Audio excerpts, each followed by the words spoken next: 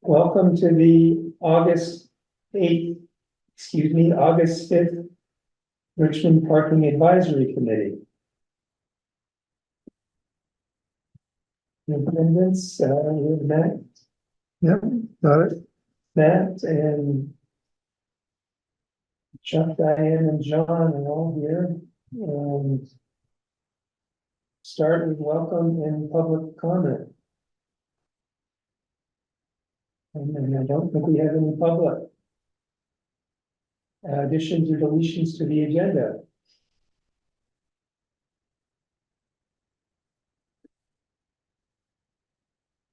I don't have any. Is there anyone else? Nope, we're good. Wait, the one thing I would say is maybe a brief update on observations on East Cochrane Road and Dugway and anywhere else. Is that it? That's a good idea. Yeah, I think just anecdotal update of what we're seeing. So as like, maybe when we talk about Dugway Road signage update, we could also, Well, also at the 7 o'clock, parking, recreational parking that's happening. just anything that was noticed from our Oh, last meeting, okay. or perhaps. Is it already included under at 7 o'clock? Yeah, Is it- that was that one for sure. And maybe update with Dugway Road, maybe we do the signage at 7:10. What do you think? Good idea, John. Okay. And then going on to the first item there, 6:10 conversation regarding our discussion with Josh concerning the future direction goals of the Parking Advisory Committee. From our last meeting. Yes. It seems decades. Though that moment, that conversation with him just seemed like it was deja vu. So Oh, yeah. was that 1 year ago or 2 years ago? No. I did think he was appreciative, which was really nice.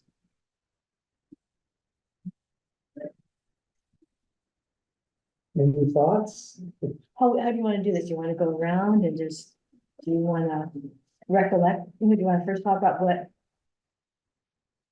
happened, which is in our minutes that Matt did for us?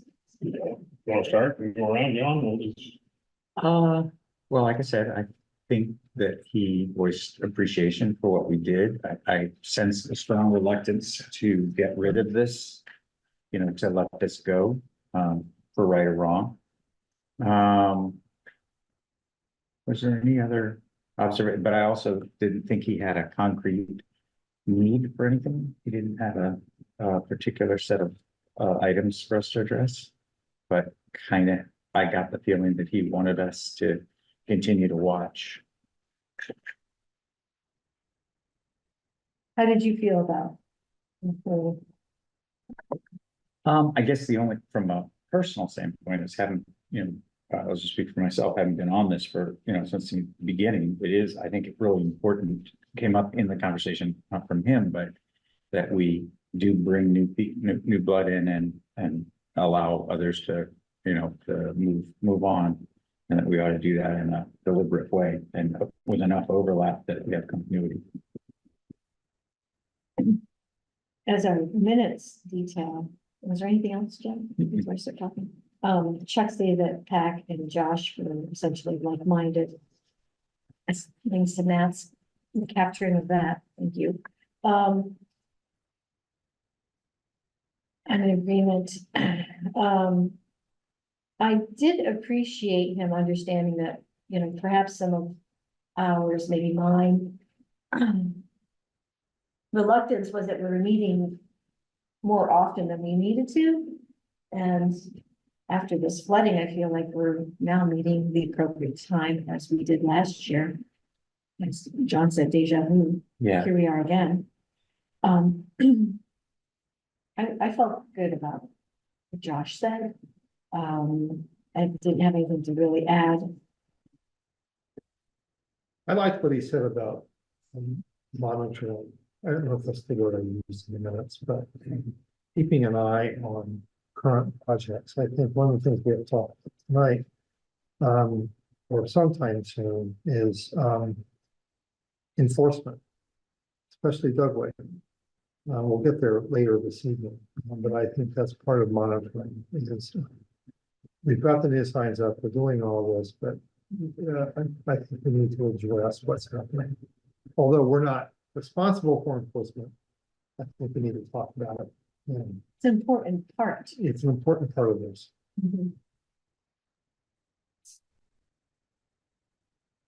Anything else on directions and goals? You have, I didn't know, my takeaway was that I didn't see a lot of thoughts on changes. I didn't see any new opportunities opening up for us. I didn't see any doors being closed for us either. So I thought this was kind of, that we're, I should say, like-minded, we're in agreement, and so is Josh, and we just keep doing what we're doing. was there some concern that there could be an acute problem in the future, and that from Josh's point of view, would be useful if we were here to get involved? I agree. Yeah. I got that sense too. Yeah, Yeah, I didn't get any sense from him that disbandment was a favored option. Like, No, yeah, what I really appreciate talking with Josh is he helps delineate, like I think the next, like you calculated again is that shoulder parking and existing regulation, Josh suggested that questions regarding shoulder parking and existing regulations would start with Keith and Virginia and the Development Review Board. He helps me have clarity on what's our thing and where do we get information from and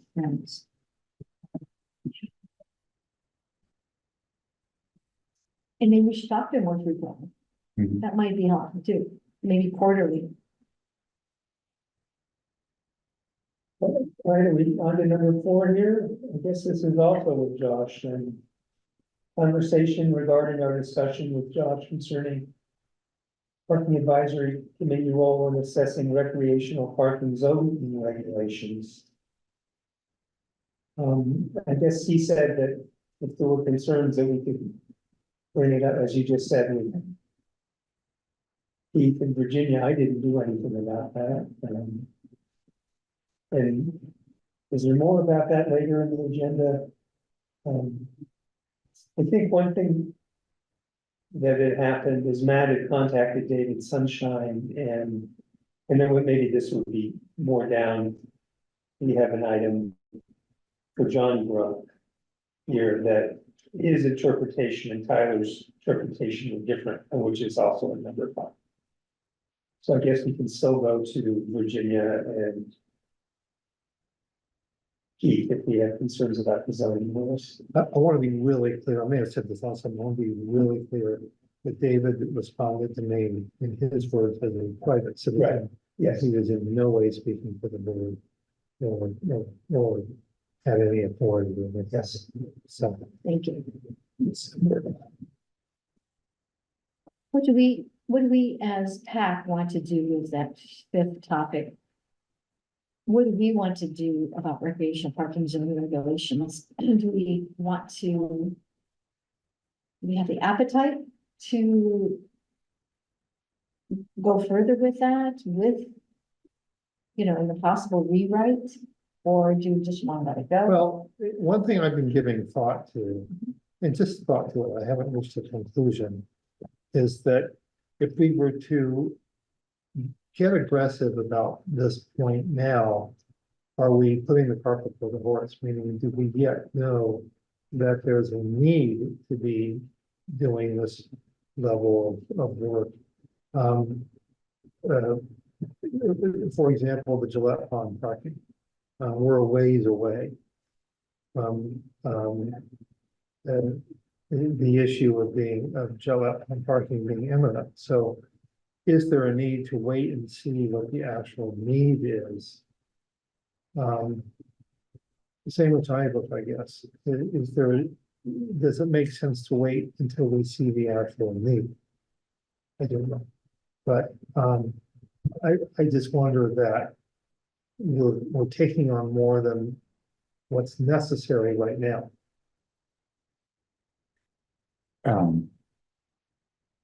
Yeah, I mean, I think that may be, that's a good question, and at the same time, you have to balance that with, do we always want to have to be reactive?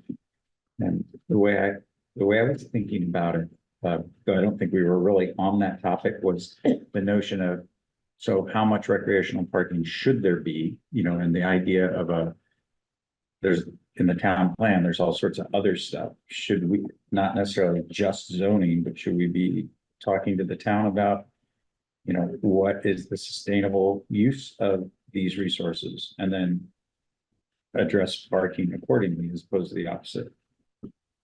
But I think that's a bigger job, and certainly not just our purview. So just to clarify number 5. My recollection is that related to, let's just take Gillette Pond parking, there is nothing in the town regulations that you can just add recreational parking. Yeah, according to Tyler. But, Yeah. and I'm sure he's got it right, because he Right. studies them so much, so right now, you just can't put a place without an activity or building or purpose there. So if we wanted to do the lot pond or anything else in the future, and that was recreational parking for that site, that wasn't part of it, but neighborly, it's across the street from it. Do we want to clarify, do we want to push this further to clarify those regs or rewrite those regs? And where we began to get into this last time, where would we start? What would we first development review board? Go ahead. Well, I don't know, kind of piggybacking on what you're saying, is it seemed like our best avenue was to try to add recreational parking to 3.1, which is what Tyler kept referring back to, saying, if it's not here, then we can't have a reason. We need a reason here to make a change here. And there were several things over in 3.1, but there was nothing clearly that said recreational parking. So that was the only, I thought that would be the root of getting this change, if we had the interest. Yeah. There was, in some of these conversations, maybe with Josh about talking more with other committees.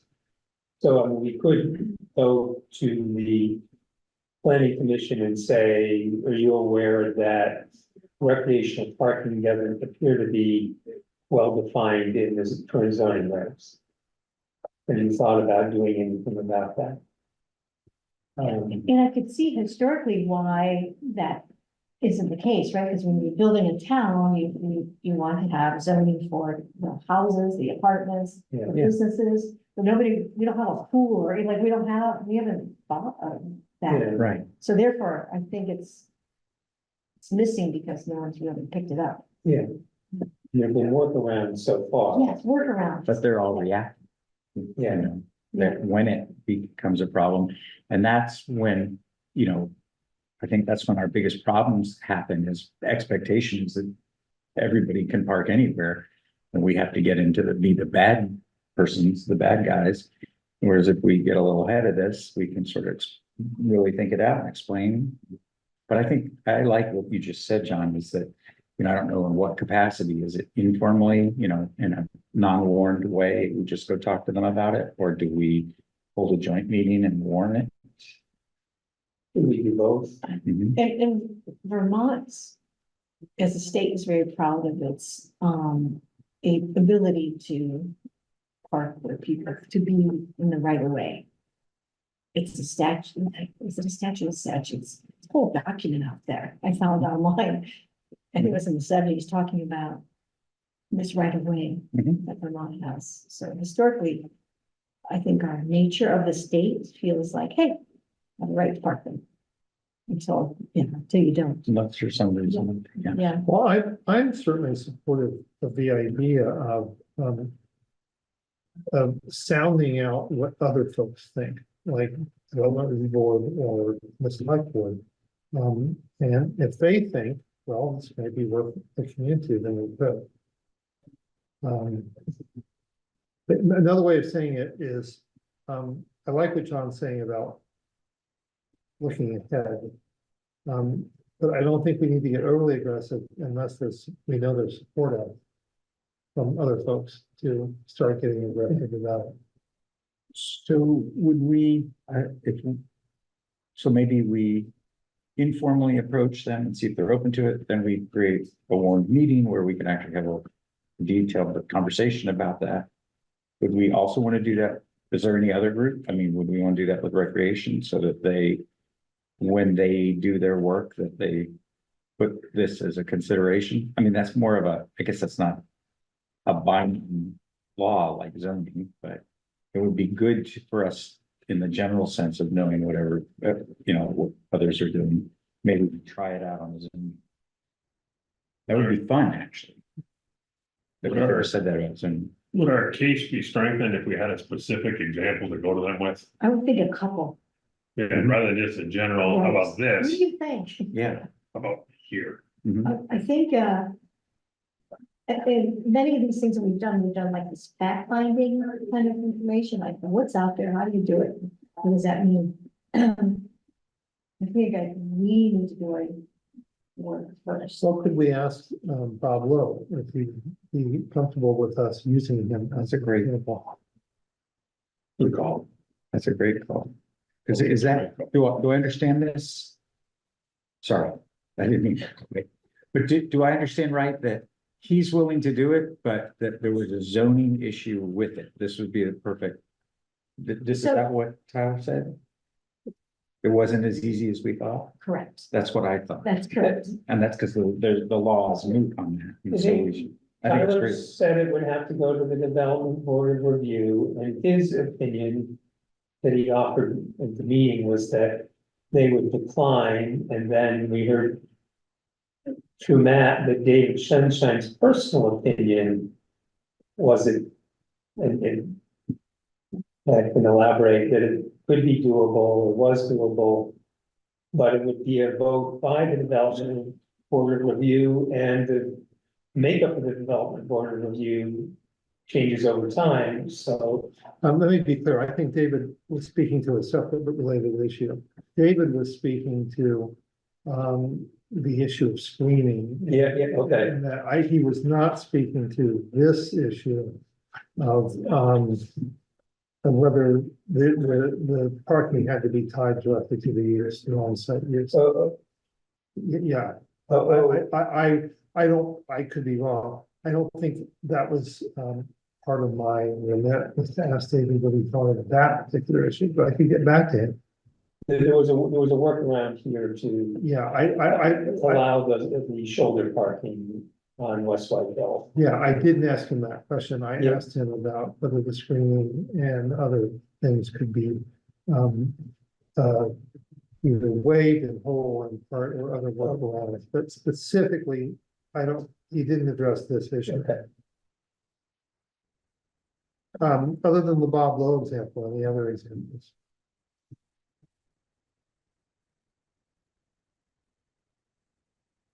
Off-topic question, kind of on-topic question.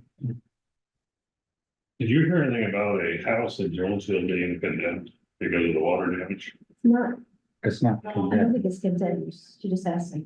Elevator. The original story was, Well, Well, it would be, it's like, the yeah, FEMA was gonna buy it, now I heard the Workman's is gonna, Workman's. Anyways, they're gonna put a foundation under it and build it up. that's what we heard. That's what we heard. Wicked, yeah. Yeah. My only sort of first was condemned, I thought, exactly.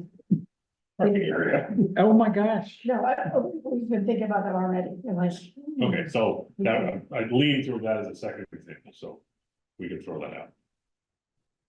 It's not the same. What about, I think zoning came up a couple times. Did it come up in the, lack of clarity around the pull off where people, when we go back to the unhomed people conversation? There was that pull off there. There's no regulation that says someone can't park there. You're right, Was it? don't pass any motions. So that was one. The other thing, was there anything with the pickleball, your ground sport? No, that's a perfect That was- example of it working well, It worked well, yeah. because they have purpose. And Yeah. the regulations are perfect, are set in place for just, that's a great example of how it works. We're talking about, I think July, is really going down. That one? Actually, Parking at pickleball has an associated use, and that's why it's gonna get approved, that the associated use is the pickleball. In the. Okay. Ballroom. Okay.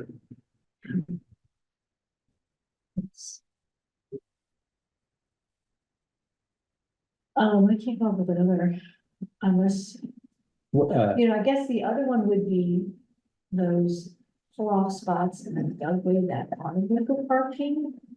If you ever wanted to do something more with them, not really, I can imagine that. you mean on that side? Maybe to highlight them on a map or. But that's a weaker example.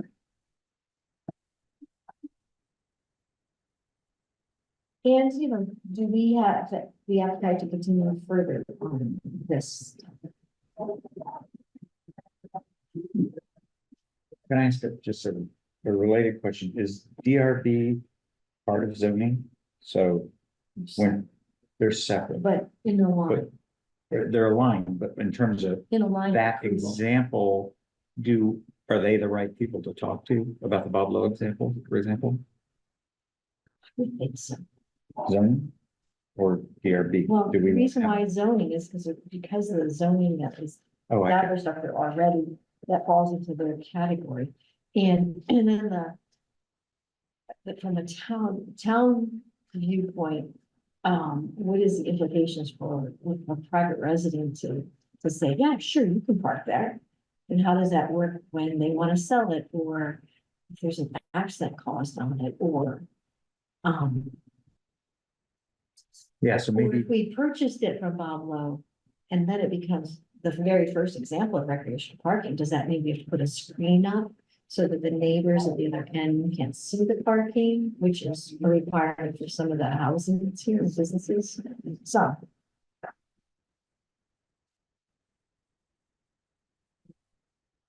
Yeah, they need the site plan would be required for the development board review, and the language was confusing. About parking being well screened in the rear of buildings, and maybe that's from where you're David Sunshine, but he can handle that. Well, I could start with, just asking David. If he's willing to answer, where do we start with this idea? Would it be DRB? Just get a general idea. so General sense of thing. in terms of whether it is or isn't, do we still want to meet with zoning? Is there any purpose in that? I mean, we're just looking for an example. I mean, would it be time for a motion that we set that up? Or is that premature? We have to find an example. Sounds like we might have one, but maybe if we only have one, we don't need to do it. But I'm just thinking of how we move on from this. Wait till the next meeting. Well, that's So- why, again, John, I don't disagree with what you were saying about getting ahead of something, but.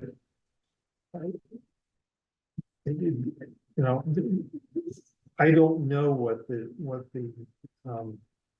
what Gillette Pond needs, yeah. right, it's not done yet. In other parkings, we haven't done at least one season yet. Right, Certainly not an ordinance. And I could ask Keith if he had an opinion about changes to recreational parking. The zoning rules, Virginia. I don't know. They probably have their hands full of what they thought. yeah,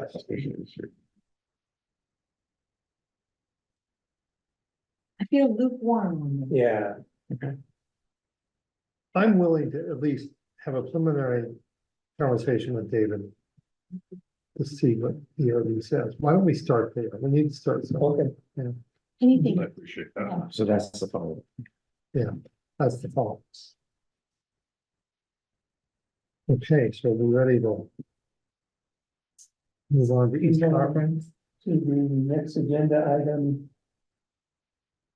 So we're on to 6, conversation regarding East Cochran Road parking between the Winooski River Bridge and Edmonds Bridge, and we're also going to talk about and the fog lines and the begin no parking informational sign and the possible signage and ropes across the Edmonds parking area. And is this where we're gonna have an update on the parking that's been going on in the last 2 months?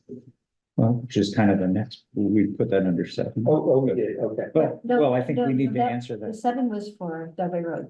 Okay. We put East Cochran parking under this one. So we certainly could make some observations about fog lines and, So I had 2 conversations that I'll put out there and then we can chat about this. Conversation with Chief Cambridge is that if the officers are following his example, the travel portion of the road is between the yellow line and the white line.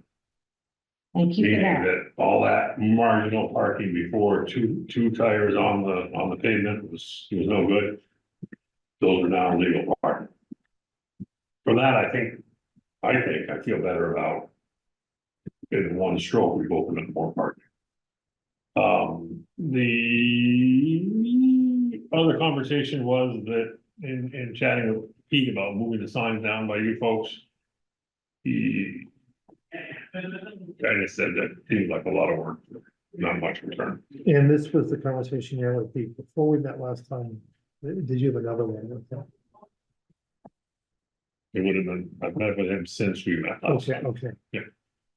Yeah, because we chatted one day and I talked to him again. Yeah, Yes. So he's lukewarm. he is, Less to of be honest with you, he's not gonna have time to do that Yeah. until December. just Because because of the the, road provider, I'm not Yeah. looking Yeah. for, on, I'm sorry, physical. on the point about the fog lines. Our observation's been it's working very well and it's helping to the point, you know, you were worried about the step and stuff like that. It actually does open up more parking because people are able to do it without, you know, they've got much more level area and it's much more orderly. So our observation is, I mean, there was just one day where it got a little crazy and it was 4th of July. And Heinsberg Police was there enforcing. But aside from that, we've noticed people using that parking area, not having any problem. So, And it's much better than we had originally thought because of the 2-wheel, you know, where does it stop? So, you yeah. know, pleased with that, John, on the 4th of July one, the towing had occurred because people, yeah. were parking in the intersection. You know, where double, Oh, no, they pulled all those, but from. Yeah, they that were part okay. up, They were, They use there might discretion. be one more that. Yeah. But, from a neighborhood standpoint, nobody has complained about anything. Yeah. Everyone- And there's been anywhere from 1 to, did you count at one time, 8 or 9? Yeah, And nicely actually, parked. 10. Like, yeah, I had 10 at one Yeah. point. So, yeah, so I think it actually has made it better, made that space that we left much more usable. and besides a couple, only, I know one time, nobody really parks in, they're now using that bump out as a drop off area. So UNIAC is there. I've seen people pull up to take in or out there and they don't stay there there was one car that I've was late in seen, the yeah. evening that was parked there. Yeah. Maybe they were fishing, I don't know. Another thing that we noticed about the fog lines in general, is just anecdotal, is that it's also seems safer because the cars know and people know which side to be on. And just looking at it, it's much more orderly when people are getting in and out of cars. The bridge Yeah, too. yeah. Because on the bridge, like It's people much would like, safer. the drivers kind of wander because you have that whole thing from the edge of the bridge to the yellow line. Now that white line It feels like a sidewalk. feels like a side. Which, the chief will tell you that was the whole purpose, like, so Pete knows with the focus the drivers and. Yeah. Well, I didn't totally grasp it until I observed what you guys. did. Yeah, super great, super great. So the only thing I still see hanging out there is the parking across from the Edmonds Bridge. And that has been full all the time, Yeah. Oh, all the time, the legal one or the illegal? illegal. Yeah, Yeah. the legal one, tell you what, doing those stripes there, that has just been fantastic, because you know, people do that in an orderly way, if they want to cross, And I it's think it's- always. I think it's the same thing. It's because it's been commonplace. So it was commonplace to park in the intersection of Dugway. Then they got towed and nobody's parked there since, even when it was crowded. But Edmonds Bridge all the time. And there were a couple people that in the intersection too, West White Hill, and I'm like, wow, this is crazy. That was before the flooding.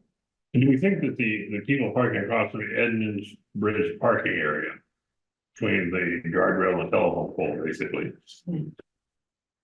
we feel that creates a problem?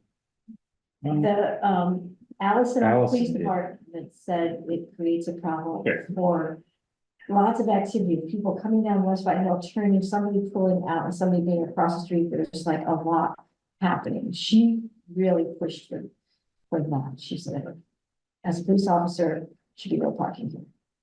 And there's also, we have, So explain exactly where you're referring to again. so where Edmonds parking is, you know, people parking nicely. Yeah. That's Edmonds Bridge across the street from that.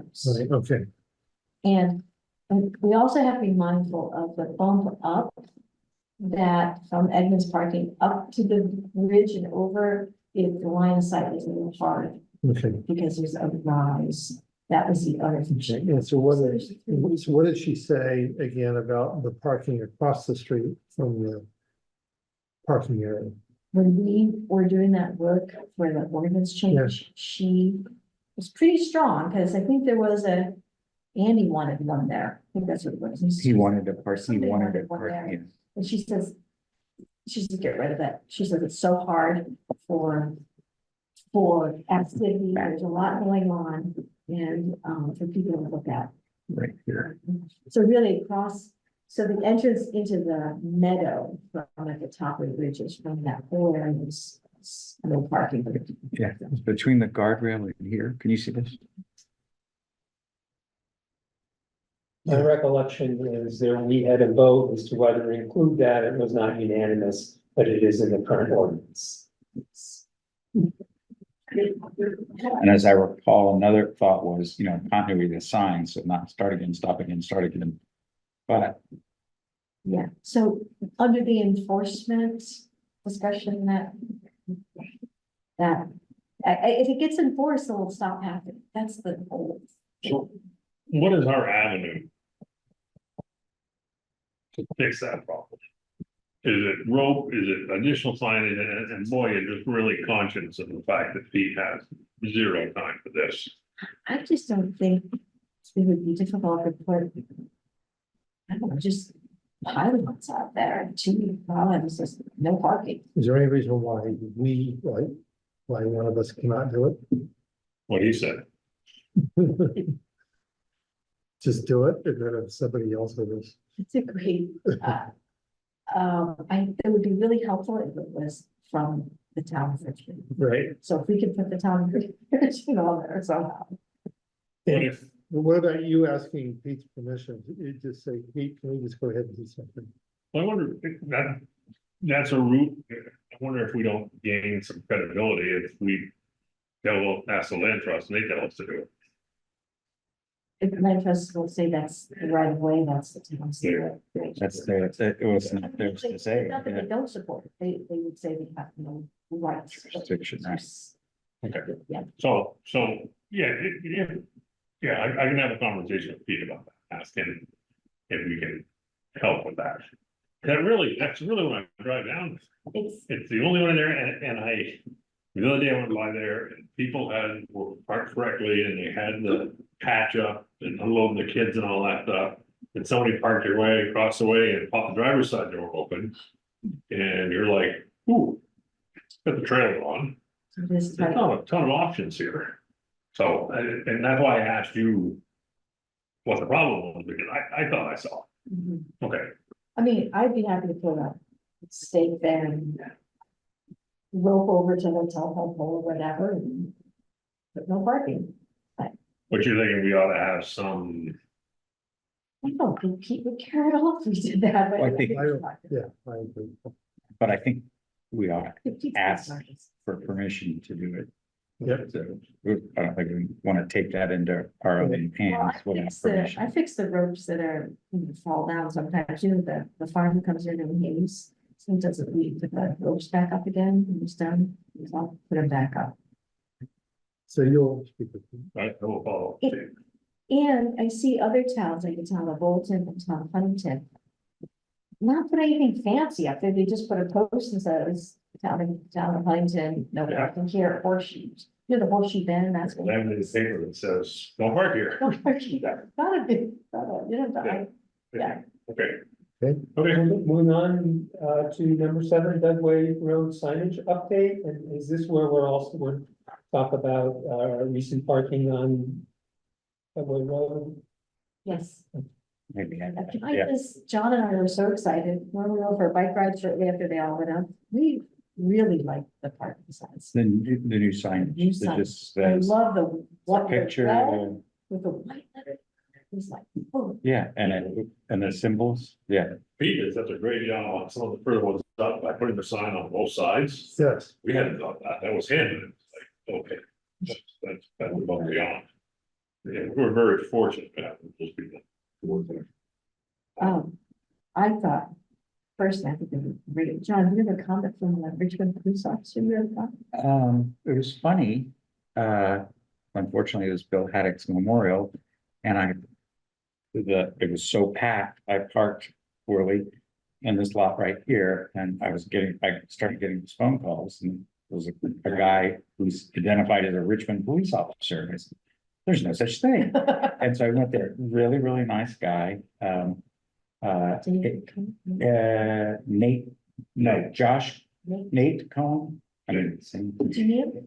Huh? Did you meet him? No. He's super nice, but he, after because my window, mirror got flipped, and he was very nice about it. But he said, when I mentioned that we were on the parking stuff, because I was so happy, and he said, oh, things are so much better out here. That was the anecdotal thing. And I was like, okay. And I don't know if that's from him talking to Chief Cambridge or. We had, talked to Officer Jeremy H. from Heinsberg, looked like a wicked nice guy, and, a lot of neighbors are complaining about cars weren't getting towed, We're not getting towed? not getting towed. And he said, I can't tow them because they have tickets on. So. Kind of let that slide, and at some point, I think that'll solve itself. But they've been very good about it. The road right now is pretty rough.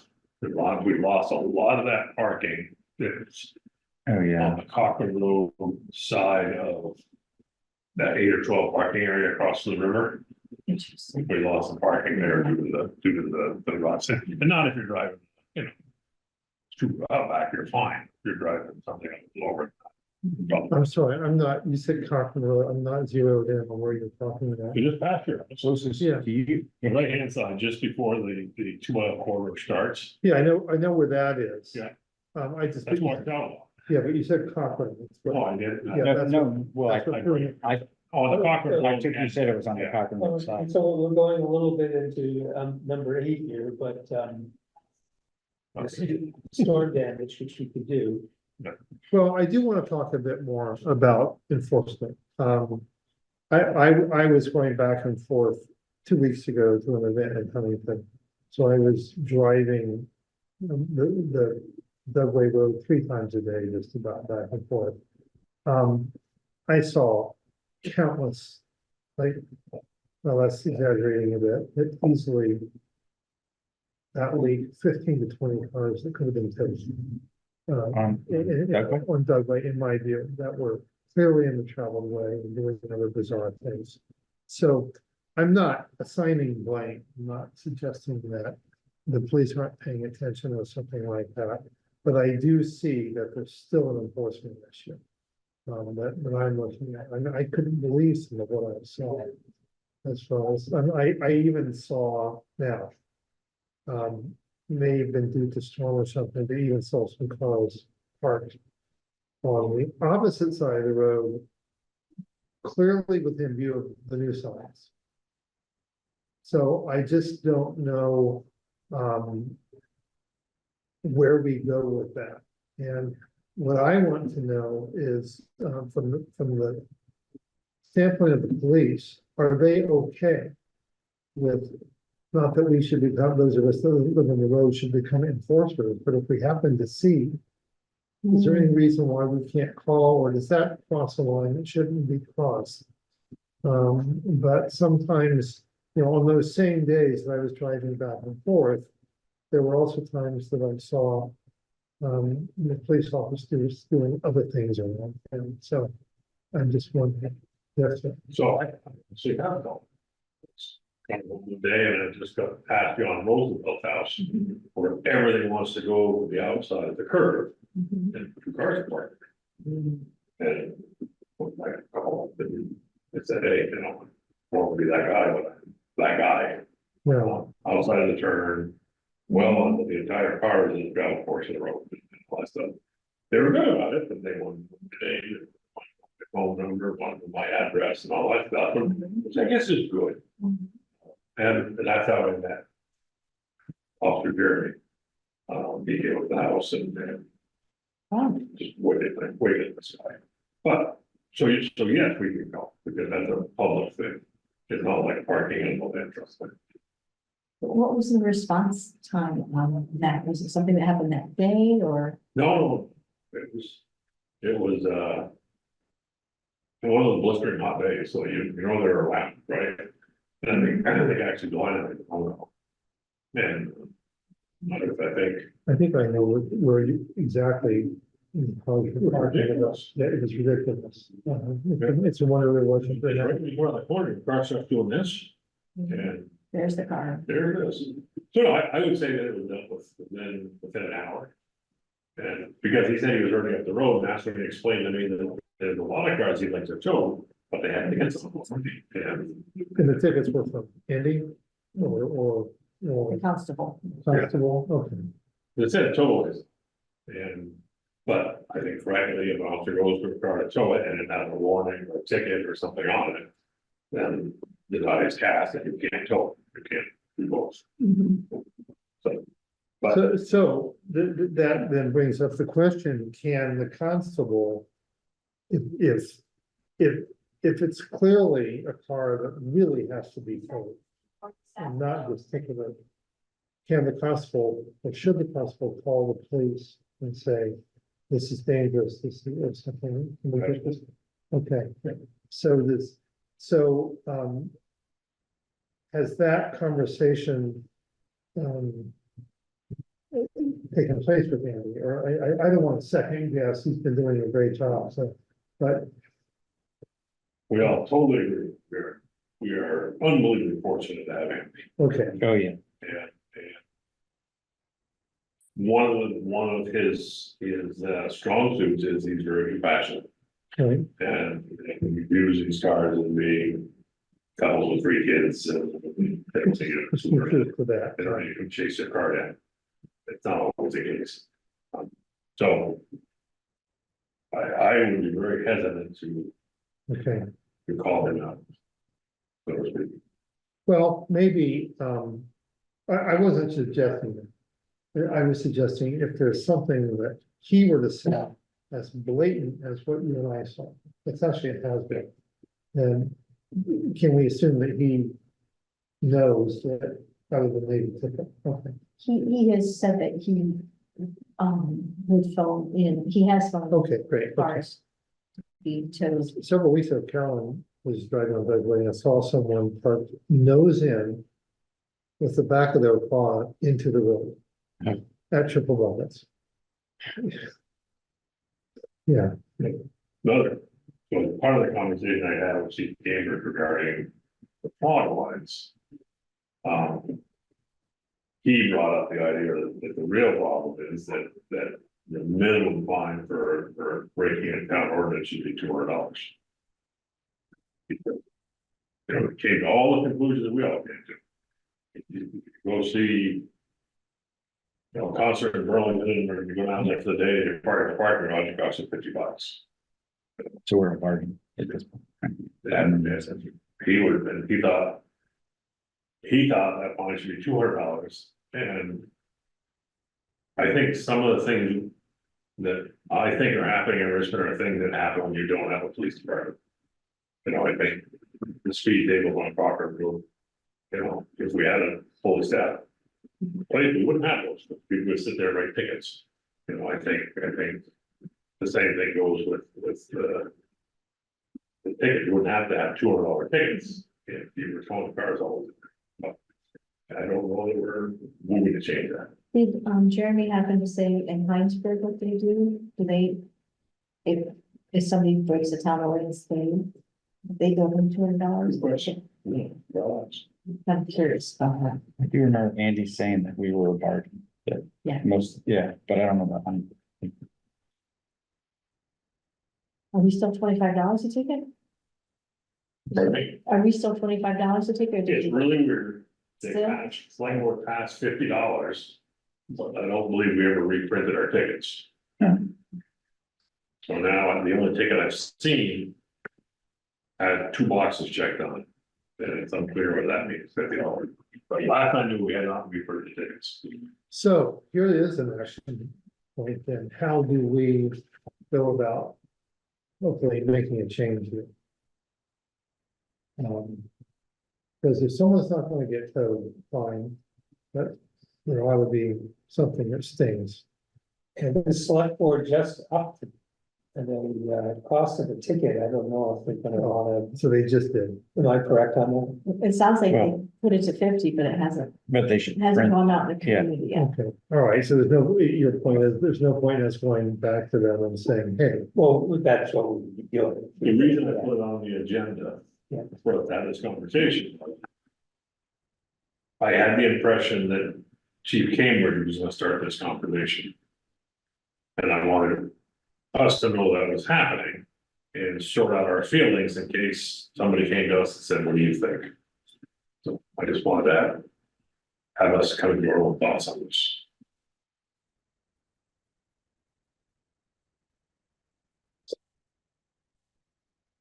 Is that one of the tickets? So this is the ticket the president using, isn't it? So, you know, it comes down to telling people where they can park, where they can't park, and those that violate that. If it's not enforced, it doesn't make any difference anymore. It's just, to me, it's just, Seems to me that the Heinsberg police officers here have to carry 3 ticket books with them.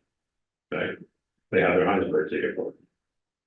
Then they have the Richmond ticket book that they were right, breaking the city ordinance and all that stuff. But then they have to have the state statute ticket book for parking and travel portion of the road and statute stuff. So I think there's always a difficult. And those were higher, weren't they? The state ones were higher? Yes, they would. Yeah, that's what I remember Andy saying. Like he said, it depends on what exactly. Yeah, they he thought did that for. we thought they leaned toward being too high, which is. Again, Interesting. I've been impressed with most of what Chief Cambridge has done since he arrived. I don't know if I need to render an opinion on this. right, you know, our conversation was very unrushed and he was very, Yeah. we'll talk about this. well, we've had other police officers and chiefs come on our path.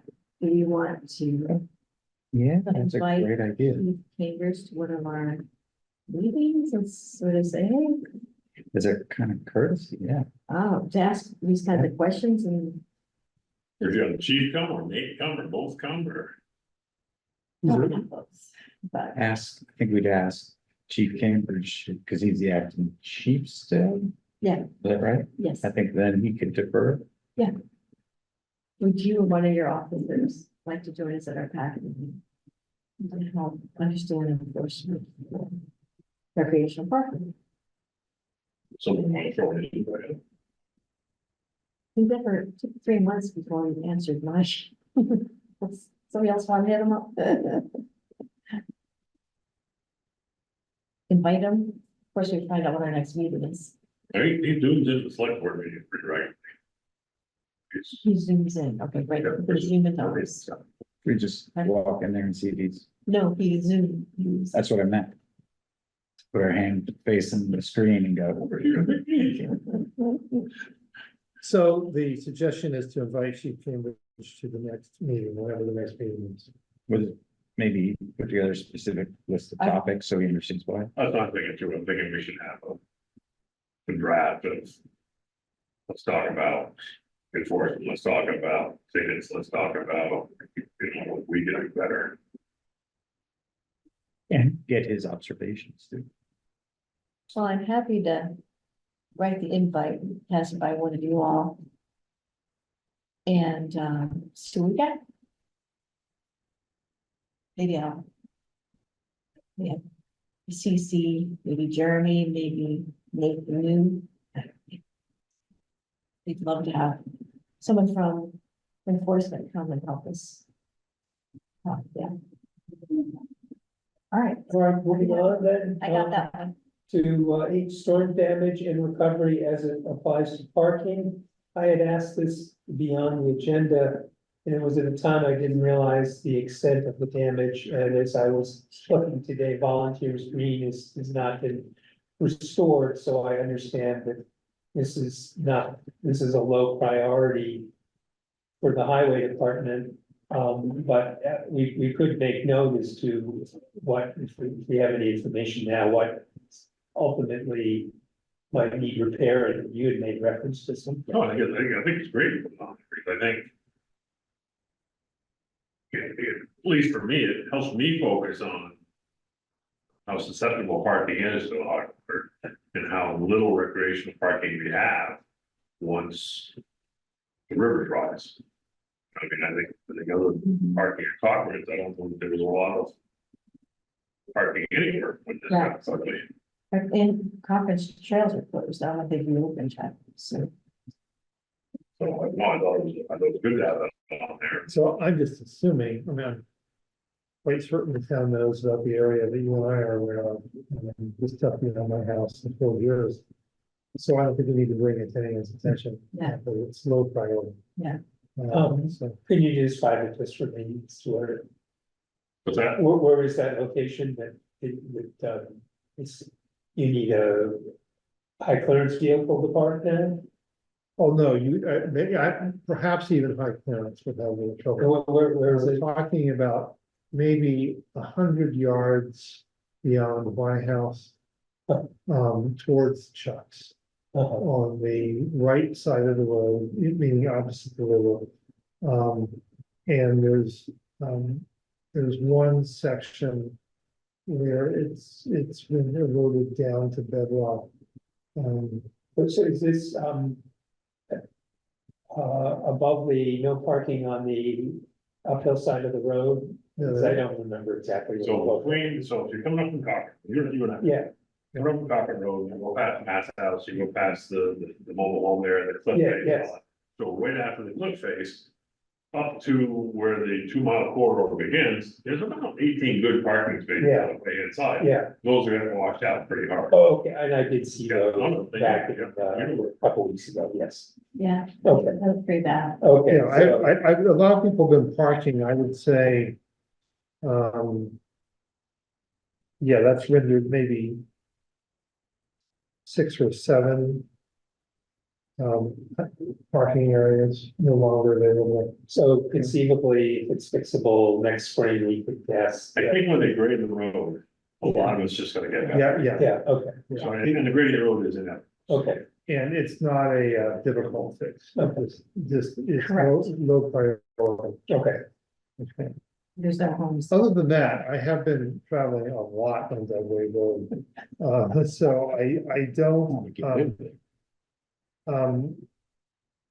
there were clearly some damage. There's still some damage on the right side of the road, again, opposite the house. I shouldn't say left or right, but opposite the river. But as far as most of the traditional parking areas on the riverside, I think they're still intact, most of them. Yeah, and the 2 areas that are 1 lane only.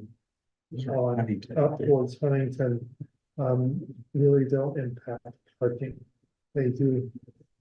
They're both areas are a bit hairy, Mhm. and require people driving slowly.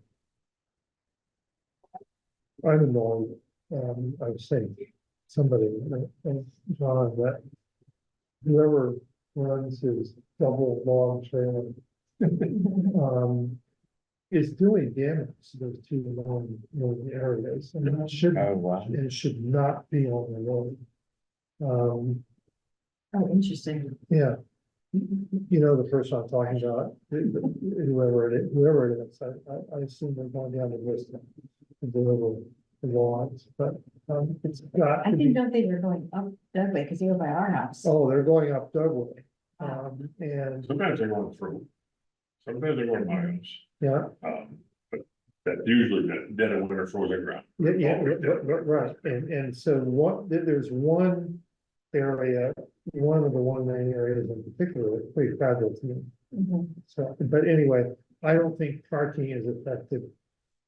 Except for near our house, I have a question. Oh, you mean just on Dugway? just on Dugway. I'm curious about over, because I saw a tree down across it, somebody had cleared it, but I don't know what's going on down there. I saw cars there. Oh, they were, I mean, it'd just be interesting. Yeah. Oh, we do know that, I know this is, land trust stuff, but the old pull-off for the Beacon Preserve is just a mess, and Has people are been. continuing to use it. Lots, money. Has I mean, like, there's probably a car. It's true, but they're I'm like- always gonna do donuts down there. Yes, what is going on?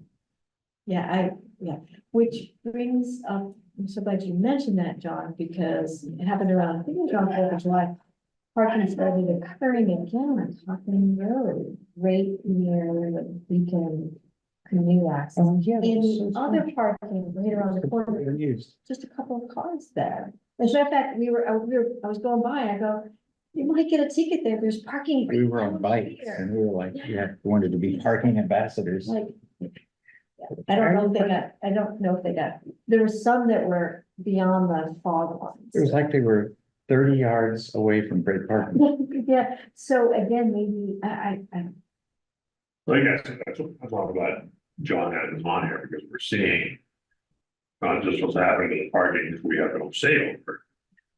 But where the people are going now, because they can't use the land trust parking area, so the grease slide and all that kind of stuff, so I mean, it's.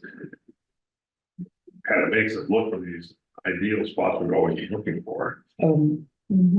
On that one that you mentioned, Diane, should we put temporary signage to say, let's give this space, I mean, we can't do it, but land trust could say, could we suggest to them? that No, they- it's, people aren't parking on the road because of that, it was when it was overfilled. Right, Yeah, but it still is that they aren't seeing that there's better parking, more convenient parking and safer parking, not far away. Is it a signage issue or? this one time, I think they've come down to the canoe access that they always saw. It's full, I'm gonna park on the road right there. Right. Would you have a conversation with the land trust about putting the parking areas on Google and Apple? I mean, that, we don't have permission to. I noticed that they are, as you say, the old place. Tank. Again, I'm so worried about putting the banners and advertising beyond Richmond. I don't want more. Right, more exactly. Like all of a sudden to go, people from across the street, oh, look, you know, let's do park in Richmond. I don't know. But I do think, Google and Apple Maps would be a great place for Richmond Land Trust to put on. Yeah. Anything else on this topic? Then if we're moving on, did we cover, Jonnie Brook, update on Jonnie Brook parking contact with VTrans? So, I'll start this one, I guess, Josh brought the contract from the state from the select board on the 15th. So the select board unanimously approved it. I believe the contract was signed and sent to the state. Josh is off the next week or so, they haven't got to reply to him. I'm Getting a fair amount of interest from the recycling group emails and wondering, you know, What's going on? being very above board. What can we do to help? If this thing is rolled and we want to help you out and all this stuff. But right now, we're at a point I don't believe we're. Because that didn't be done, you know, we're just kind of waiting for the paperwork and my feeling is when this gets assigned. Bring my board up, all the things just so we can get it open. 'Cause I know that Pete's not gonna have time to do that. You know, and just I'd be happy to help out. to get that going. The rose review. So this- And that's basically what Merrick is saying. Merrick is saying, I think if we were to get this thing approved and say, let's have a work day. That they do have a 20 of them show up and jump in and help out. I think that's where they are. I think. I've always felt and still feel that it's important that when we hit the ground with this next spring. That we have a nice rope. 4x4 pressure treated, Okay. professional looking parking area. And not the full corral that we have presently. So I mean, that. I think probably should be one of our goals. How do we get there? I know there's. The gentleman, Jonnie. Did all the drawings for the pickleball and all that stuff, gratis. And they are wicked good. Yeah, I wouldn't mind approaching. Him about that, although, you know, you need to hit up the guy who's already doing stuff for free. Or do we go to the select board and say we want funding to hire somebody to do drawings? Try the free first. Try free first. I know, I feel bad hitting up the same guy that Denise is hitting out. Would there be a lumber cost when the time came? Pardon me? Would there be cost from lumber when the time came? But I think what he does a very nice presentable. Visual. If you go down Bronze Court, Mhm. they got a big placard up there with his drawings on. And you're saying, oh yeah, I could have sold that to the select board because it looks good. So the select board can fund putting up some. The wood that you want. Right, so then I think from there we would go to, let's get some bids, Mhm. let's get somebody to do this or whatever and get it done. I guess. The question I have then is the next step for us to. Get money approved. To have a drawing done. Do we just take something out, and get bids? Which I probably not formal. How big a deal is it? I mean, is it? Is it just a rectangle or is it fancier than a rectangle? But I think I would come around. Again, I'm just talking hypothetical here. I would start at the guardrail and I'd come around all the way along Canyon Road. Yeah. Then I would come in.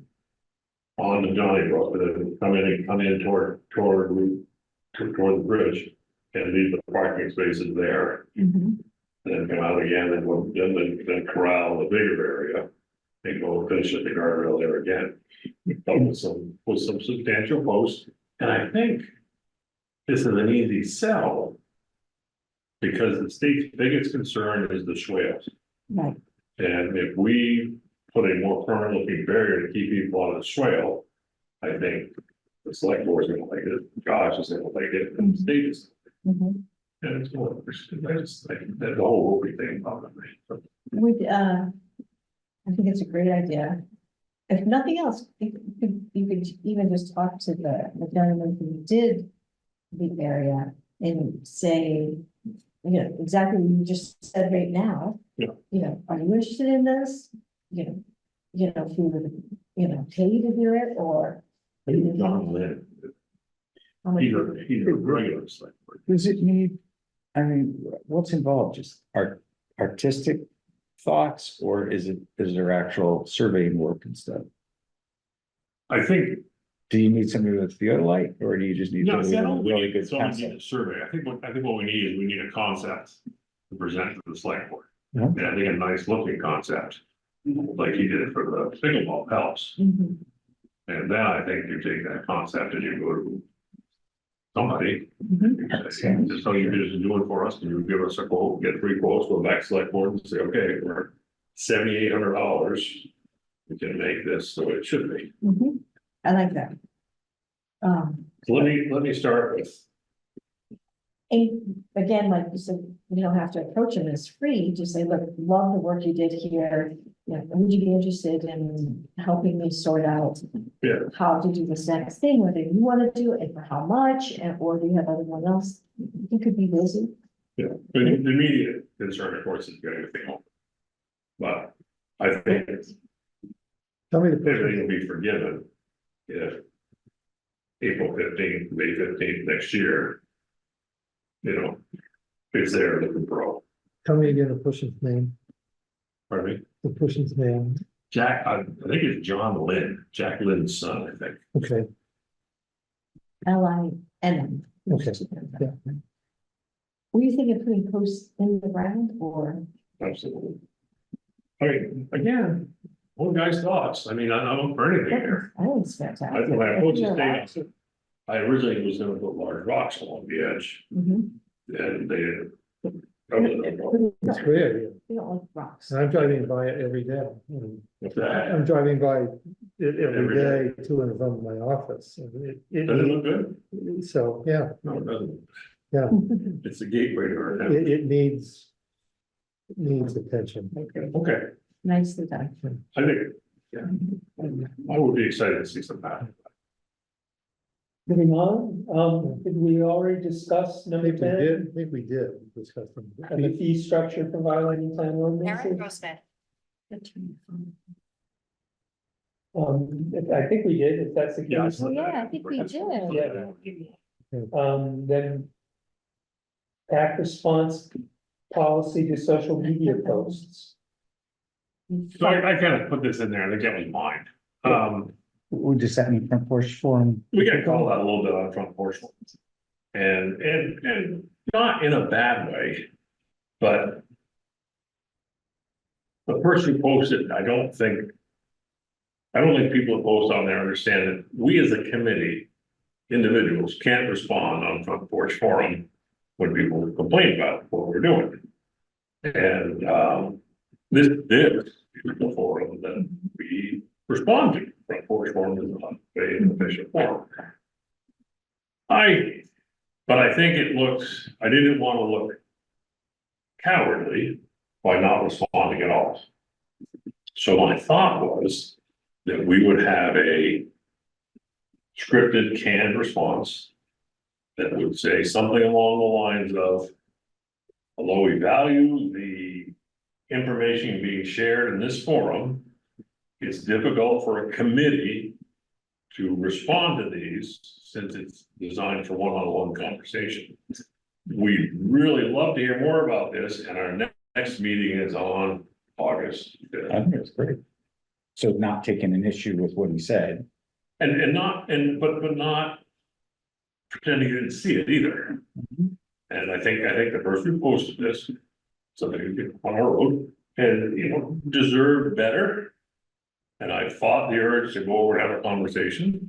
But I think people need to understand why we're not gonna meet them on their turf. When was it? Before the last meeting. Just after our last meeting, wasn't it? So I want to talk about, because this has been on my mind, a couple of years ago, I think I had posted something. About. Some of the laws surrounding them out in the Huntington River and private land ownership on both sides, that sort of thing. And some of the recent posts on Front Porch Forum brought up some of my own concerns about, for example, there was suggestion that there be off-site busing to and from the river, and also some other things. And it reminded me once again that I think that the public assumes, not all the public, some people assume that the Huntington River, the Huntington Gorge, is some sort of a state park or some sort of a public attraction. And it's not.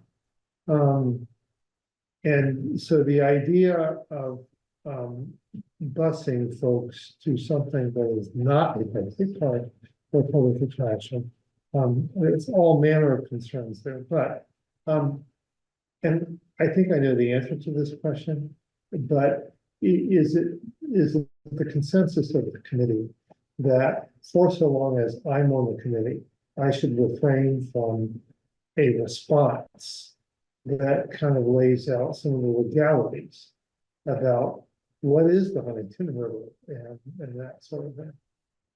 You mean that you, because you're on the committee, you shouldn't not be able to respond to a front porch forum? Well, that's what I'm asking, because what I posted 2 or 3 years ago had to do with the fact that the Huntington River flows through and over private property. Now, it's more complex than that because there's the whole question of what's a navigable river and what's non-navigable. And if an inner tube could float on it, is it navigable? And I've done a lot of research on that issue, and I think there's case law out there that says it's not. Because it has to be for commercial purposes, but nevertheless, I think, and here's where this is important. Sorry if I'm boring everybody.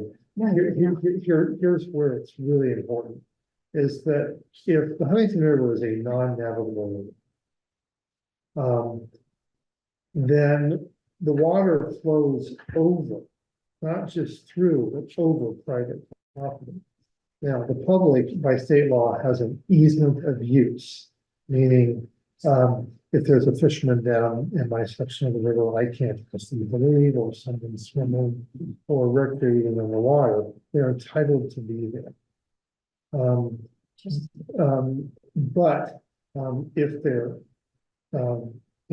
getting ready to camp on the side of the water, that sort of thing, then they need to be asking permission, that sort of thing. But there are occasional posts to front porch forum about the gorge where people think, again, this is like, Button Bay State Park or something like that, and it's not. But I just don't know if it would be blurring some lines if I were to say such a thing every other year or so, As a reminder. as a reminder that this is private property, and again, and it's open, the land trust, the Lower Gorge Preserve is private, but the public is invited, and that's an important distinction. It's still private. So, Well, it may be a Josh question, not our question, but I think you're saying that people aren't allowed to enter to past your property. oh no, they are. Yeah. They are. The public has an easement of use, a recreational easement. To use the river for recreational purposes.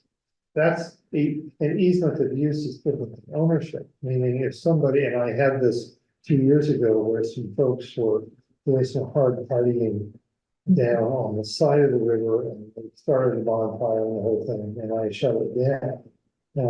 So I'm permitted to do that. Well, how would that differ? What is the distinction between navigable? We can have this conversation after. This is important. The distinction between a navigable waterway and if it was a navigable waterway, what extra right would people have? The navigable is that the land, as I understand it, and there's some very old case law on this, but the land under the river is not private, it's owned by the state of Vermont. So like the Winooski. Yeah, the Winooski is a navigable river. So what extra rights would that give recreators if it was a navigable waterway? Good question, and I don't really know, but again, I think the issue has to do with the narrow issue is making sure people understand that they have an easement of use. It does not mean they have the right to walk across someone's yard to access the river. They do not have the right to camp along the sides of the river. They don't have the right to do those things. From my point of view, you could ask Josh, go ahead. So fascinating. I think it really is. So. You live on one side of the Huntington River. Sister-in-law lives across from you on the other side of the Huntington. Do your deeds have a boundary between your property, or is your boundary of your property the river on your side and the boundary of their property? Well, I have on their 8 side? acres on the other side. You do? Yeah, the Huntington River literally flows right down through the middle of our 14 acres. Oh, Yeah, and we owe, So you don't border the Martiners at all? yeah, Has anyone talked to you down, about parking? downstream. Okay, Downstream, Denise's property does border, a portion of what I own on the other so side. the water is on your property. the water is on this property. Yeah. My question was, you own up this side of the river, and Denise owns up this side of the river. No, what you're saying is you own to there, and you're bound, so you're telling me that But she might you own, will land on. I don't know what the deed says between like Ben and Shannon and I Hopewell. don't know, this was just a, But yeah, you that's answered the the- question, you know. But yeah, a lot of people don't realize that, that we own almost about 900 feet of river frontage going, from, roughly about where Denise is to the land trust property. And the difference is that if you were living on the Winooski River, you own up to the edge of, you own to the high water mark of That's the right. river. And if you live on the lake, you own to the high water mark of the lake, because those That's are right. automatic. I Wow, never understood why. Okay, we're gonna now- have to assign dates to that, given isn't that riparian? I mean, the river's moving around like crazy these days. Yeah, and that gets into a whole other thing, you know. Okay. There used to be, a dam right there, and mills, but, the point is, I've never cared if people swam or fished or whatever they do, unless somebody's throwing trash or digging the bonfire in a dry season, but, this is a long digression to state that, people think it's a state park. And it's not. And so when there are suggestions of, well, how do we ensure access? Well, ultimately, it's not a right. They have a right to use, provided they can find legal access. So if the Richmond Land Trust didn't own any property, it would all be private. I mean, it is private because it's Richmond Land Trust, but they allow One of the permission. grounds, it was private property, Yes, yes. 30 odd years ago. Yeah. So may I say first, Matt, don't apologize. I find your insights in your law to be very fascinating. It's a great facet to have in this group. So please, you do not bore us. I enjoy it. I think that what you're getting at is, can you repost what you did a couple of years ago? And I think for me, the answer is yes. If you feel more comfortable saying, Matt Buckley, private citizen. Right. Absolutely, yes. I mean, I think we all have the right to speak as a private citizen. Especially if you're not even talking about it, how it affects your property, you're talking about the point of law. right? Yeah. And that's actually public education, and that point about, hey, people are allowed on that because of the good graces of the land trust. Don't forget that. Don't demand that, say thank you or whatever, but I think that would be a position where it's not. That's a great way of putting it, Yeah. John, is that no one, to my knowledge, has ever tried to post to the Huntington River all along its length and say we can't go in the water. The land trust doesn't do it, and Tracy and that's her face, don't do it. But there is an assumption out there. Yes. And it's that assumption which I felt the need to politely clarify a few years ago. Now, there's, because the case law on this is so old, there's no recent from the Supreme Court. There's an interesting issue about what is navigable. Meaning, if you fold it into is that navigable, the case law suggests that the definition of navigable is commercial use. Barges and all. Because we do know some people who do the kayaking, those river kayaking, or these crazy things, they wait for the dam to get released, and that's not navigable for me, but it is for them. And it wasn't that there was a New York State Supreme Court ruling about navigable rivers in the Adirondack, Yeah. my And recollection. we just haven't done it, we haven't clarified in Vermont. And in New York, it was favorable to the canoes. Yeah, and there's no listing anywhere in a statute Yeah. anywhere in the state of Vermont that Yeah. says the Mad River, the Huntington Yeah. River, Mhm. some of these, what is and is not. Well, although it's interesting that there is some listing out there of the clearly navigable rivers in Vermont. The rivers below, that sort of thing. But anyway, I'm taking up way too much time.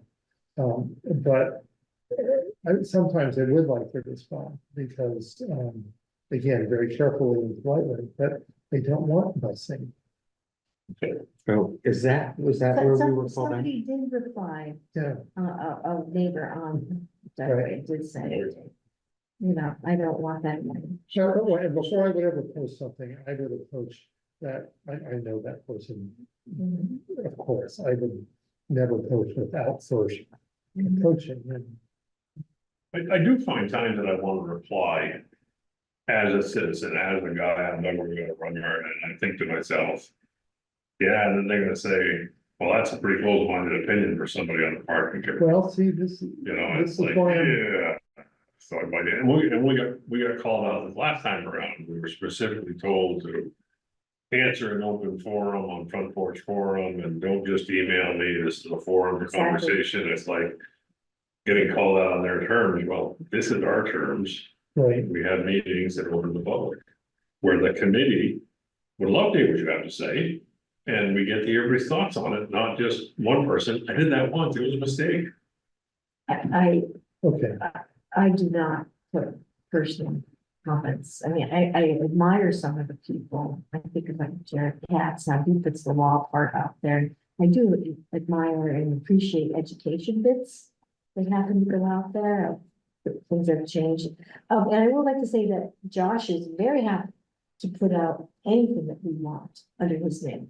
He's told me that before. I mean, we put out, the ordinance was, I wrote for Josh to put out, under Josh. that makes some sense, and certainly I have no desire to go home and start typing something to press control. But My curiosity would be though. Other committees must have the same problem we have. Yeah. And is there or should there be a town policy regarding committees responding to Facebook or Front Porch Forum or Instagram or whatever?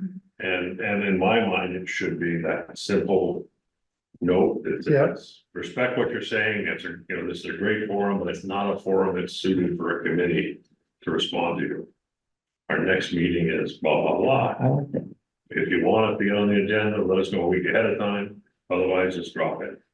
And did you respond? No one did. Well, yeah, should, No, okay, so, No, because I wanted to have this conversation. I didn't respond. all right, so I love Chuck's idea. So can I ask a question? Would that response go privately to the person who wrote it? You would like it publicly? Yeah, But I would feel better if Do you feel like? the transportation committee did the same thing, and the parade committee did the same thing, and everybody was on the same Nope. page. No one comments. They rarely comment. I was impressed with Pete's letter, for example. In the highway department, occasionally he'll post up and they're all just like, listen, but I really appreciate how he writes things. But other than Pete, does anyone else, I think you're right, maybe committees don't, No, they must sit there and bite their tongues. just like we're right now. Can we, yeah, maybe we're the ones that should talk to Josh. can we do a little judo and say, instead of being defensive, say, I'm channeling you. Could we say, we love this kind of discussion, we live for this kind of discussion. Please come and talk to us about it. That's right. I'm Yeah. just saying that this isn't the right, No, the only thing I'm saying is that the judo is, instead of saying this isn't the right thing, is like, we could say, we live for this shit. I know That's that we're not saying live. I know, we Keep- love this discussion. all I'm saying is Yeah. that my explanation is. Front porch farmers is a wonderful one-on-one. We don't act one-on-one. We act as a committee. I agree. So, and then that'd be the reason why I would explain that to them and say that we love the forum, we love what you're saying, we live for what you're saying, whatever, but.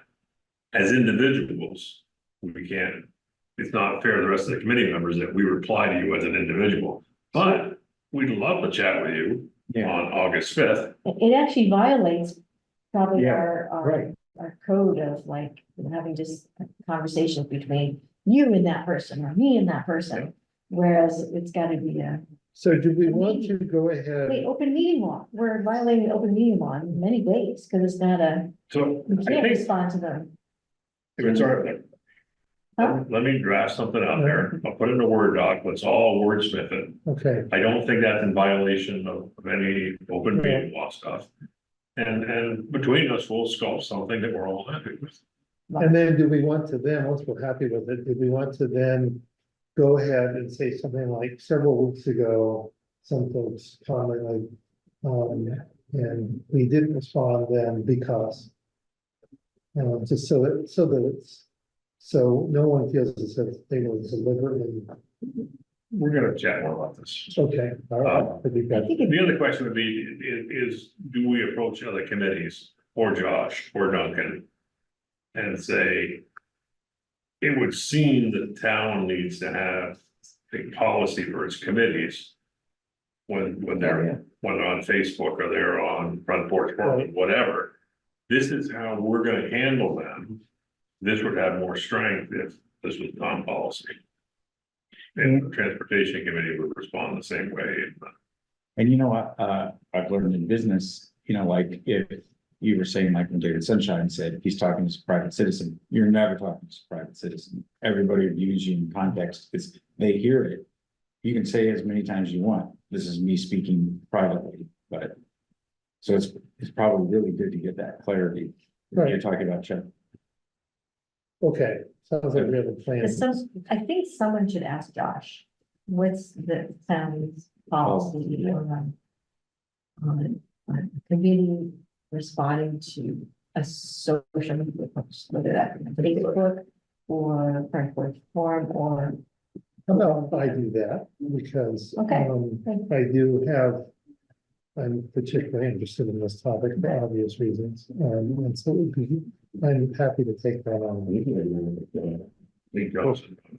Okay, And I think, Duncan would know. and I would ask, is there a preferred practice when an individual on one of these committees wants to speak their mind? Do you see what I'm saying? Yes, It's- no, right. Yeah, no matter what you say, it's like, don't think blue, Unless you say, something I'm really, not a member of this group. Well, this group said, But like we said before, is that I think Diana, we were bouncing this around the emails, is that.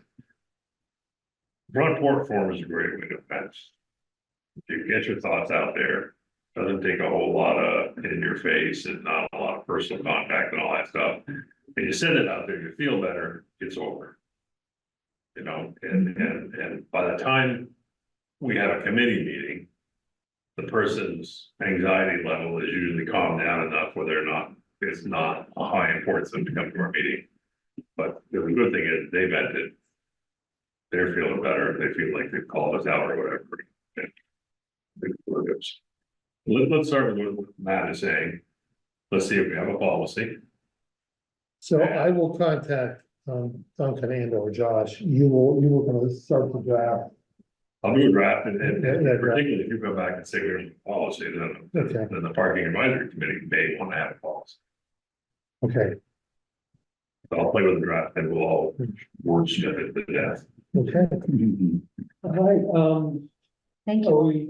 we ready for approved June 17 meeting minutes? I found no flaws in them.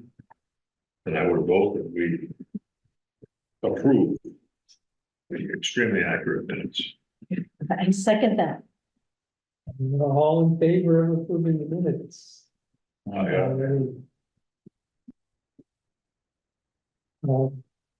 Schedule next meeting. I have a request. Mhm. Carol and I have major construction starting in a week, yeah, I'm ready for that. and you're gonna get it. And I would love doing our next meeting like after Labor Day. Because I'm gonna be majorly distracted. In the next 3 weeks. Of these agenda items, does anything need to, I don't know that there's anything we need to, right, you know. I agree. So first week in September would be, although that Monday is Labor Day, but I'm just asking that we not meet until first or second week in September. Yeah, the out of town.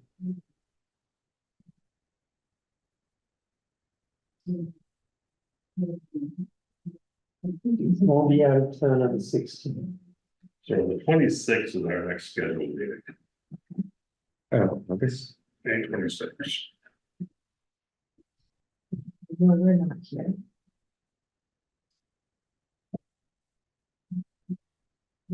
What about is September 2nd on Monday? Labor Day. Yeah, okay, so what about the 9th? Oh, we're not there, but I'm going back on the 16th, right? So our next one is yeah, on the 9th. I think so. If we skip one, Wait, what is it? We're available on the 16th. I will be out of town and not available. We don't necessarily need a quorum. How about the 23rd? I'm available on the 23rd of what now, September. September, I will not be, Okay, okay. well. No, I'll be in the air, it's okay. we're sitting in the airport. All right, we So, can,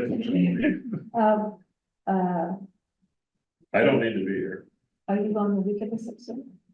I'm gone for the 16th. We are gone the first 2 weeks of September.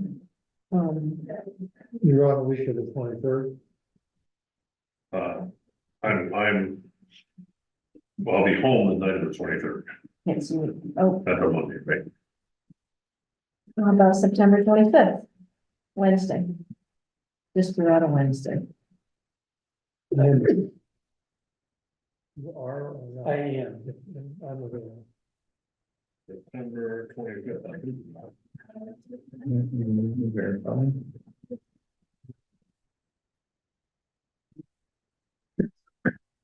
I think probably Yeah. we could do more with emails and one-on-one chats than we're doing now.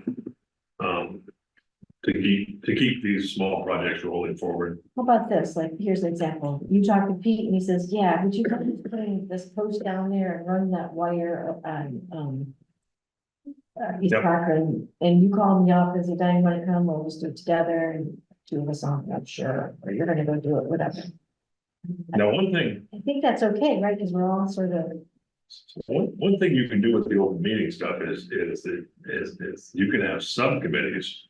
As long as they don't achieve a quorum for the committee. So John and Matt would be the subcommittee for river access. mhm. It's interesting. I've been on 2 state committees that this came up and, neither of these were particularly successful, but we talked about using some sort of open forum like Slack. Where communication, where it was completely, the communication was completely open. And you didn't want it, but it was public record because it was stored. And anyone could go back and review it, just like in a meeting here. And for the state, they approved that. So the idea would be we could talk between meetings as long as it was open, searchable. And, the problem, of course, you have to be a little careful. you get trolled, if people, don't like what you're saying, they can interfere with it. But you can actually put moderation, clicks on, something like that, where a moderator would only reject stuff that was inappropriate. Is that worth doing? How would that work if it wasn't warned that someone could get involved in this? Because it would be a standing, and like I said, what was hard about this is that people weren't used to the tool, but are you familiar with something like Slack? They have to buy a license to use Slack? No, it's all free. It's free and it's secure, and you can have private conversations in it. Though I think anything official would have to be in the open. Question for you. So I was saying that in 2 state committees that I was in that had open meeting regulations, we got permission to use a tool like Slack or Discord, where the conversation was completely visible. And allowed us to, so it wasn't a warned meeting, but it was a public record that was searchable, had all history in it. Oh, wait, so if it's not warned, how would a resident know to listen in on? No, it was just conversation, it was typing. And they could go back and look at it We- at any time. They we could say use once, Slack all the time. what? It's But like group text messaging. a Richmond resident wouldn't be able to listen because they wouldn't know what was happening. It's not a listen, it's a typing, but they would be able to They go through. participate. Yeah, it's They wouldn't like, be able to participate. well, I think. As a matter of open meeting, anyone could participate. But Don't they need to have the Slack information during the meeting? It wouldn't be a meeting. I'm talking about a serial conversation where you have a topic. Let's talk about parking enforcement. And it'd be like, the problem is it would probably end up like Front Porch Forum where people were flaming at each other. But as a group, we could have our conversations in there and, anything that we said in that forum would be permanent record and visible. And So There's- it's like a chat then. it's like a thread in chat, Yes. but it's by topic. It's Right. by topic, so it's not just. But it can last for weeks, right? Well, so far, yeah, decades. Right, that's, I mean, the Yeah. one we had at work was ongoing endless topics yeah, that didn't have a schedule. it doesn't sound like our, Yeah, I I think, could be wrong, but I don't think Richmond government uses. no, I think it would be really hard. I don't think that Yeah, I would rather see us do, committee work. we're pushing it out now to 6 weeks again before our next meeting, I would rather see us in a month do a purely virtual 1-hour meeting. Okay, let's look at, would you like to look at And the just, calendar? and just get on there and say, touch and base, 5-minute topics, blah, blah, blah, blah, blah.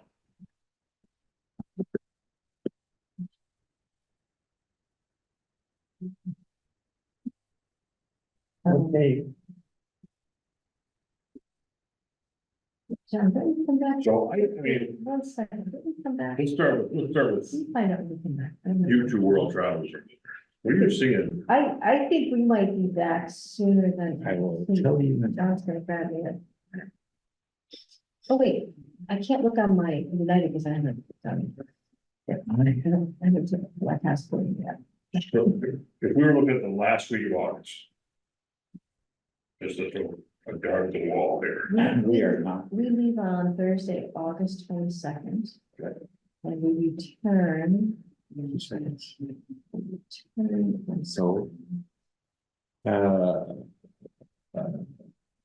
We leave on the 22nd. The 21st. We leave on the 22nd. And we come back on the,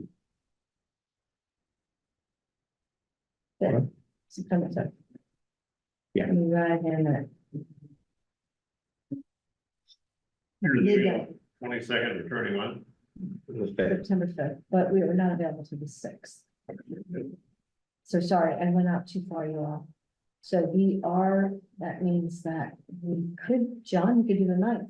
Did I say the 9th was a possibility?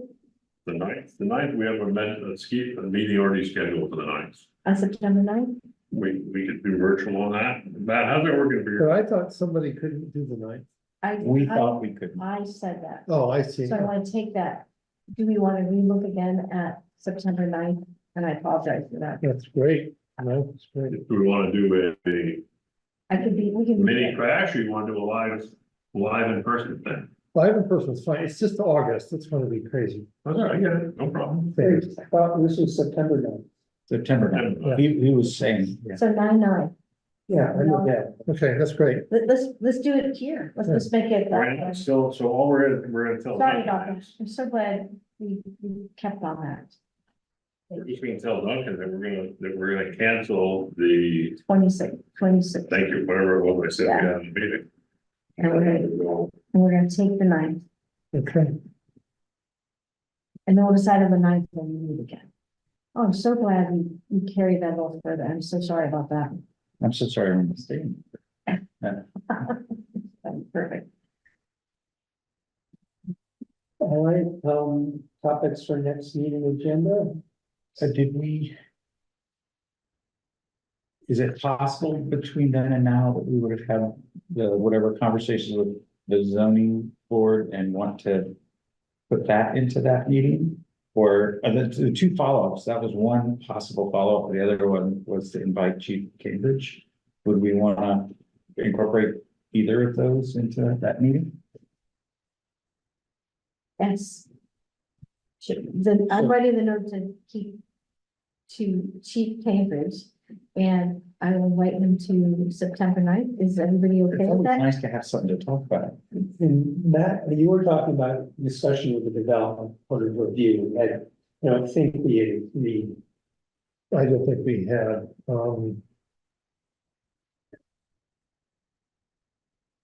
it's going to be, for several reasons, August is gonna be a really difficult month, this first time.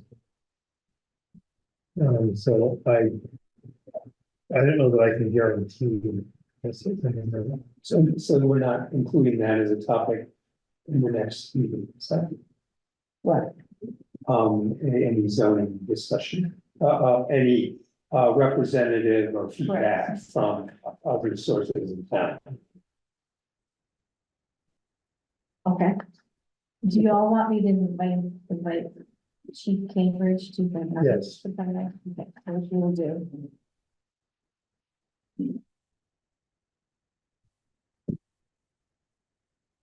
I will make sure I find time to go ahead and contact David Sunshine, which I said I will do.